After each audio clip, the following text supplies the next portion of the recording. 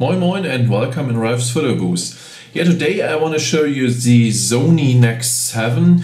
So that's the top model of the NEX line. It has a 24 megapixel APS-C sensor and yeah, it has a turnable screen on the back.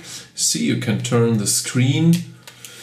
It's not a touch screen, only the NEX-5 had a touch screen, also the NEX-6 hasn't a touch screen, so the NEX-5 is the only model with a touch screen. I don't know why, I like the touch screen very much, but the NEX-7 don't have a touch screen. And you has the electronic viewfinder. The electronic viewfinder has a real high resolution, so you have a real clear and crisp picture through the viewfinder.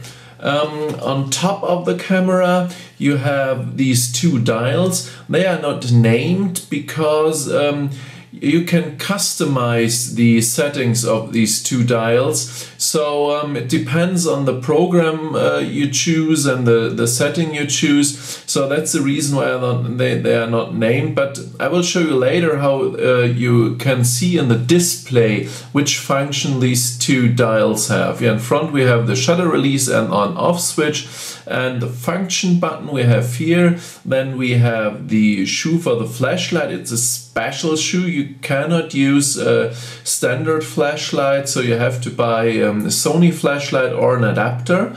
And then here we have just turn the camera on, and we have the flash, and you can turn the flash a little bit backwards for indirect flash over the top of the room or something like that, so you can move the flash a little bit.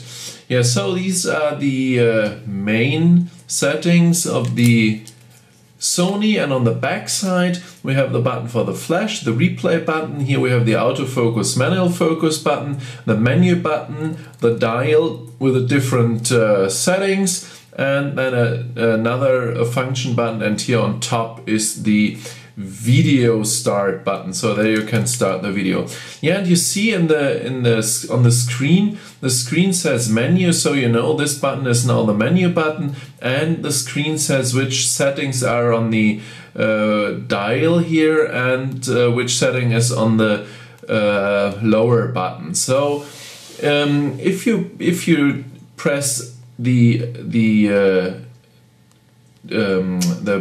display button, you will see the camera has different display settings. You can customize all these settings by yourself. So if you want a special setting, or if you only want one setting, no problem, you can choose every setting in the menu. The menus are very long. There are a lot of points you can choose and you can set. So also the display. Let's go to the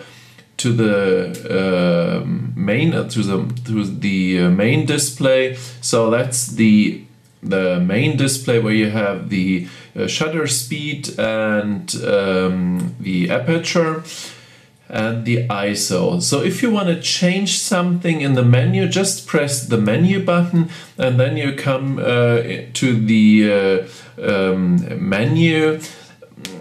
I don't like the menus very much because you have 6 different points in the menu and you don't know which setting is where. So if you want to change the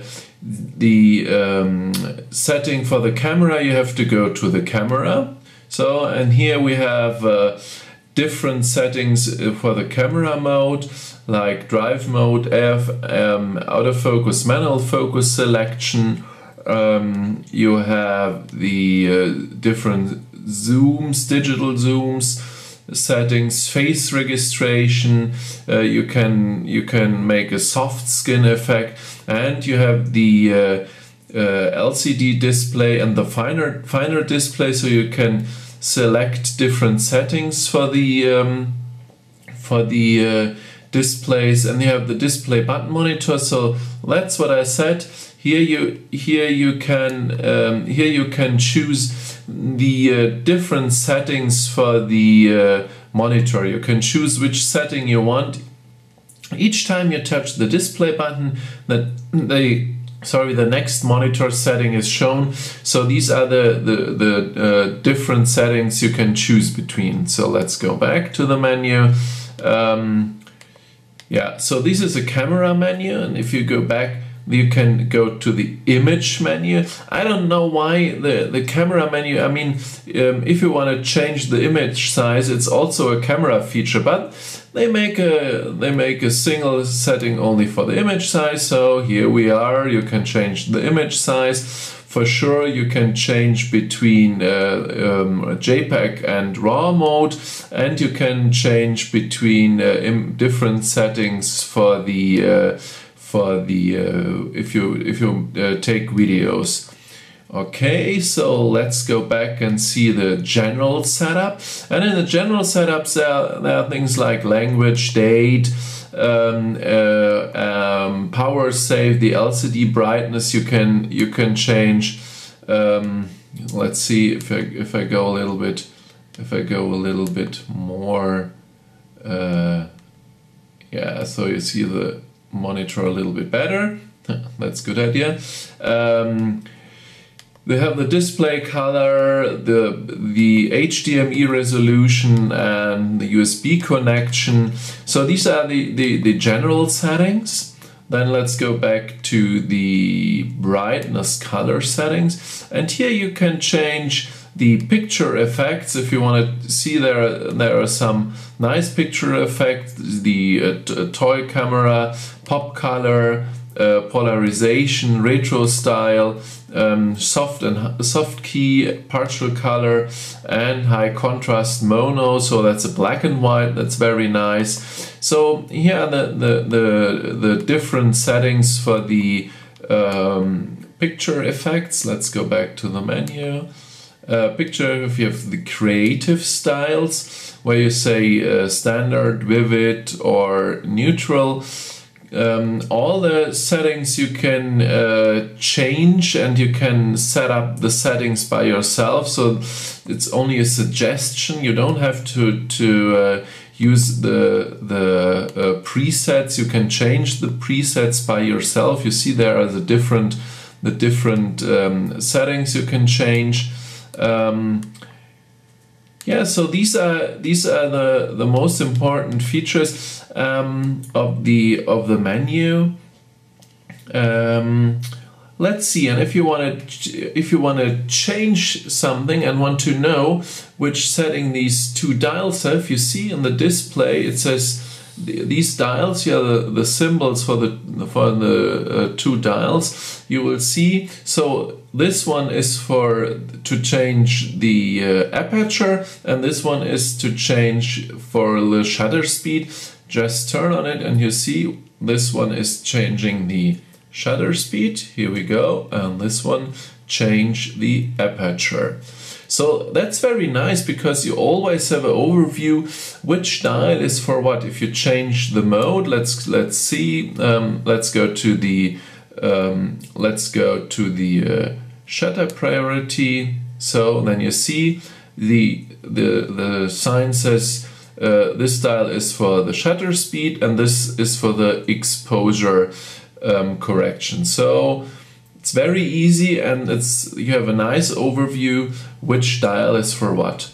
The same is for this one. The button is to change between the manual focus and the autofocus. A DMF is a combination of manual and autofocus, so that's both. If you press the button down, you have the exposure compensation. Just turn the dial and you have the exposure compensation. If you press the button right to the screen, you can change the drive mode just by turning the dial. So that's very, very easy. It's a very easy way to navigate in the menus. Yeah, and you see there is the button down, and if you press it, you have the flash compensation. But these buttons are customized, so you can customize it. If you want to change the picture effect or something else, you can customize this button. So it's easy to handle for you. You can set up the camera in the way you like it by yourself. So it's only a preset and it's not fixed. So the same with the function button here on top of the camera. It's absolutely the same. You can change the function of this button in the menu and set it up like you want it. Yeah, so these are the main features of the NEX-7. The picture quality in the low ISO is very good. In the high ISO compared to the NEX-7 with a little bit less megapixel, the NEX-6 is a little bit better in the high ISO areas. But in the low area for the resolution and the sharpness, the NEX-7 has outstanding quality. Also in the movies, the movie quality of both NEX-7 and NEX-6 is very good, and the autofocus works very well. So if you take a movie, the autofocus follows the object, so it's very nice and get a clear, sharp picture while you make the movies. Yeah, so the NEX-7 is a real nice camera with interchangeable lens. It's the top of the line of the NEX cameras by now, and has a lot of features. You have to learn the menus, you have to learn to work with the camera. It's not very easy to understand every point, but you have many options to change the settings and to customize the camera by yourself. Yeah, so that's a quick overview of the NEX-7. Hope you enjoyed my video. Come on my YouTube channel. There are lots more videos to see from all the other cameras. Yeah, and I like to thank you and say bye bye and moin moin.